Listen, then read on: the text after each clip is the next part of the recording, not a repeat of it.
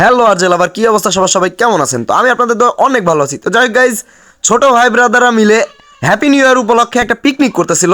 তো সেই পিকনিকে অ্যাটেন্ড করার জন্য আমিও চলে গেলাম তাদের সাথে। আমি এখানে যাওয়ার পরে সবাই অনেক খুশি ছিল, কারণ আমি আসছি। আর এই কথাটা সবাই জানে যে আমি গেলে অবশ্যই ভিডিও বানাবো, আর যেইখানে যাই আমি তো ভিডিও বানাই, এইটা আপনারা সকলেই জানেন। তো এই কারণে ছোট ভাই ব্রাদাররা খুবই খুশি ছিল। আর এই যে আসার পরে আমাদের মতিন, মানে ভাতিজা মতিন আসার পর থেকে রান্নাবান্নার কাজ ওই সামাল দিচ্ছে, আর আকার যে জাল দেওয়ার কাজ, ওই দায়িত্বটা পড়ছিল আমার উপরে। তো যাই হোক, মতিন রান্নাবান্নার কাজ সামাল দিচ্ছিল, আর আমি আকার সমানে জাল দিয়ে যাচ্ছিলাম। আর এইদিকে সোহান দাদু তো মুরগির মতো হয়ে বসে আছে, কারণ ওর প্রচুর পরিমাণে শীত লাগছে। আর আপনারা জানেন যে আজকে কি পরিমাণে শীত পড়ছিল। তো যাই হোক, আর রান্নাবান্নার কাজ আমিই করতেছিলাম, আর ছোট ভাইকে দিয়ে ভিডিও করাচ্ছিলাম। সোহানের মুরগির মতো বসে থাকা দেখে সোহানকে ছোট্ট একটা দায়িত্ব দেওয়া হলো, সেটা হচ্ছে শশাগুলো কাটা। আর সোহান সেই দায়িত্বটা খুব ভালোভাবেই পরিচালনা করতেছিল। আর এই যে আমাদের মতিন সাহেব প্রচুর পরিমাণে খুশি ছিল।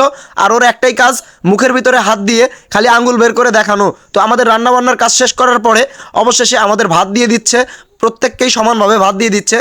আর ভাতটা প্রচুর পরিমাণে গরম ছিল, কারণ মাত্রই রান্না করা হয়েছে। তো এই যে আমার প্লেটেও সাদা ভাত দিয়ে দিছে, আপনারা দেখতেই পাচ্ছেন। আর এইদিকে ছিল ছোটো ভাই বাঁধন ভাত পাওয়ার পরেই শুরু করে দিছে খাওয়া।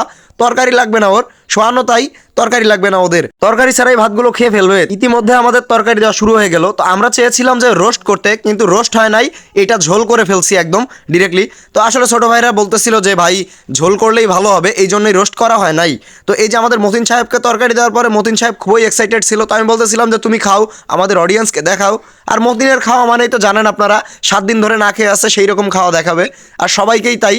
আর এই যে মতিন হাড্ডি দেখাচ্ছিল ক্যামেরার সাইড থেকে। অবশেষে আমার প্লেটেও দিয়ে দিল তরকারি, মানে মুরগির লেগ পিস এবং শশা প্লাস ভাত। যেহেতু নিজেরা রান্না করছি, সো এখানে টেস্টের কথা বলা যাবে না, কারণ টেস্টের কথা বললে যদি একটু এদিক ওদিক হয় তাহলে আপনারাই বাস দিবেন। সো এই কারণে এখানে আমরা টেস্টের কথা না বলি, তবে মোটামুটি আকারে ছিল।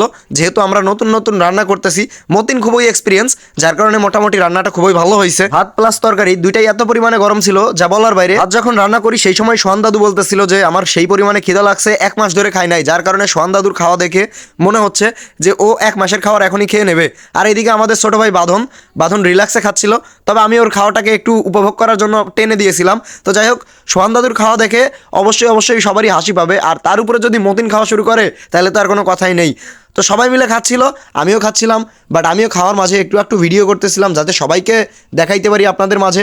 আর আমাদের পিকনিক মানেই এইরকমই হয়, আমরা হুটহাট করে যে কোনো কিছু করে ফেলি। তো যার কারণে ছোট্ট একটা আয়োজনের মাধ্যমেই পিকনিক করা হয়। আর এই পিকনিকটা করেছিলাম একটা বাড়ির মধ্যে, নতুন বাড়ি তৈরি করতেছে, সেই বাড়ির মধ্যে আর কি এই পিকনিকটা তৈরি করা। খাওয়া শেষ করতেই দেখি 12টা 1 বেজে গেছে।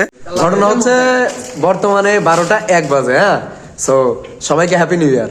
মতিন কয় দাও, এই দেখো আর হচ্ছে হ্যাপি নিউ ইয়ার ওইটা।